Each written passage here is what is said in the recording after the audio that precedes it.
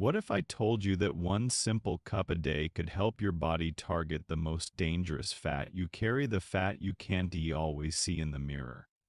I'm talking about visceral fat, the deep inflammatory fat that wraps around your organs like packing foam. This is not the pinchable fat under the skin.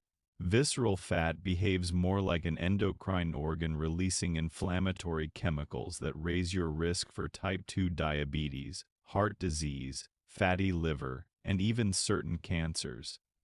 Here's what's really going on inside your body.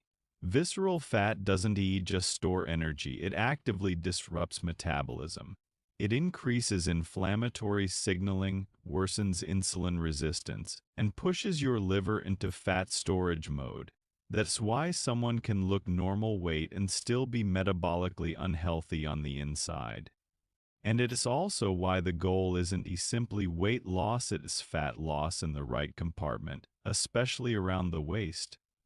Now here's the surprising part. The one cup I'm talking about isn't a fancy supplement, and it isn't a detox tea with marketing claims. It is something millions of people already drink: coffee, but only when used the right way. What the research shows is that coffee intake has been linked to measurable changes in body fat distribution, including visceral adipose tissue measured by DXA scans, and not just scale weight. Coffee contains bioactive compounds like caffeine and chlorogenic acids that can influence fat metabolism, insulin sensitivity, and inflammatory pathways.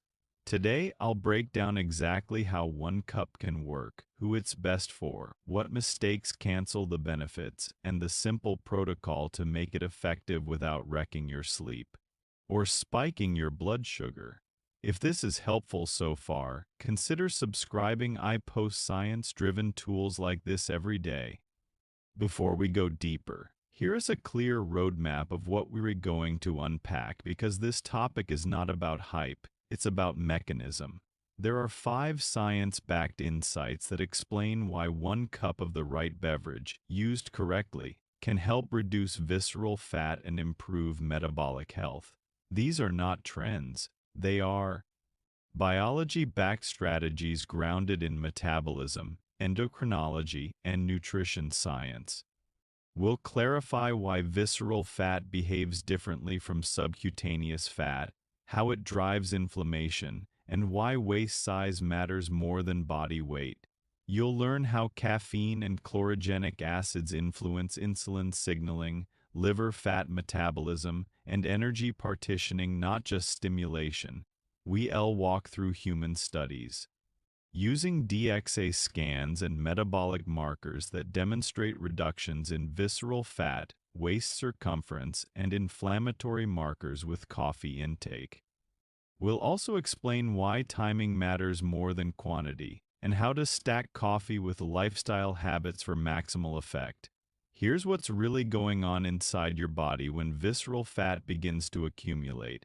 Not all fat is the same. The fat under your skin, what you can pinch, is largely inert, but visceral fat, the fat packed deep inside the abdominal cavity around your liver, pancreas, and intestines, behaves very differently. It is metabolically active, inflammatory, and hormonally disruptive. In fact, visceral fat functions almost like a rogue endocrine organ. Think of your body as a house. Subcutaneous fat is like storage in the garage, inconvenient, but manageable, while visceral fat is like storing flammable material next to the furnace. Visceral fat releases inflammatory chemicals called cytokines, such as TNF and IL-6, directly into the portal vein that drains to the liver. That means the liver gets hit first and repeatedly. Large cohort studies published in journals like The Lancet and Diabetes Care show that waist circumference predicts diabetes, cardiovascular disease, and cancer risk better than body weight alone. Once visceral fat increases, a vicious cycle begins. Inflammation interferes with insulin signaling. Insulin resistance forces the liver to convert more glucose into fat. More fat is stored viscerally. inflammation rises further, and over time this contributes to fatty liver disease, metabolic syndrome, and accelerated aging. This is why visceral fat is associated with at least 14 different cancers. Cancer thrives in an inflammatory environment. Inflammation is like pouring gasoline on smoldering embers. It doesn't create the spark, but it fuels the fire. The critical point is that visceral fat is highly responsive to metabolic signals. Unlike subcutaneous fat, visceral fat shrinks when insulin levels fall, inflammation is reduced, and liver metabolism improves. That's where coffee enters the picture. If this explanation is helpful, consider subscribing. I break down complex metabolic science into practical tools like this every day. Coffee is a biologically active beverage. Beyond caffeine, it contains hundreds of polyphenols, most notably chlorogenic acids, which interact directly with liver metabolism, insulin signaling, and fat storage pathways. Think of metabolism like a train system with two-track storage mode and burning mode, and insulin controls the switch. When insulin falls, your metabolism switches gears and starts burning stored fuel. Coffee nudges that switch, especially in the liver.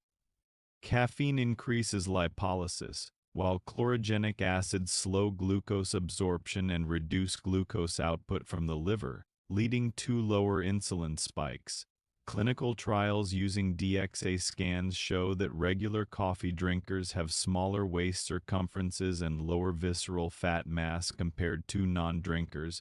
Randomized controlled trials in the American Journal of Clinical Nutrition show reductions in body fat and inflammatory markers with coffee, even without calorie restriction. Coffee also activates SAMPK, a metabolic master switch involved in fat oxidation, the same pathway activated by exercise and fasting. It reduces liver fat production and improves mitochondrial fat burning, especially relevant for people with fatty liver or insulin resistance. 1 to 2 cups per day, without sugar or creamers, are enough to initiate these effects. Timing matters. Coffee works best during low insulin windows, such as mid-morning or during a fasting period. Drinking coffee with sugar or late in the day can cancel its benefits by raising insulin or disrupting sleep. Sleep deprivation itself increases visceral fat independent of calories. Stacking coffee with fiber, protein, omega-3 fats, sleep, and movement multiplies its effect. Fiber increases satiety and reduces overeating.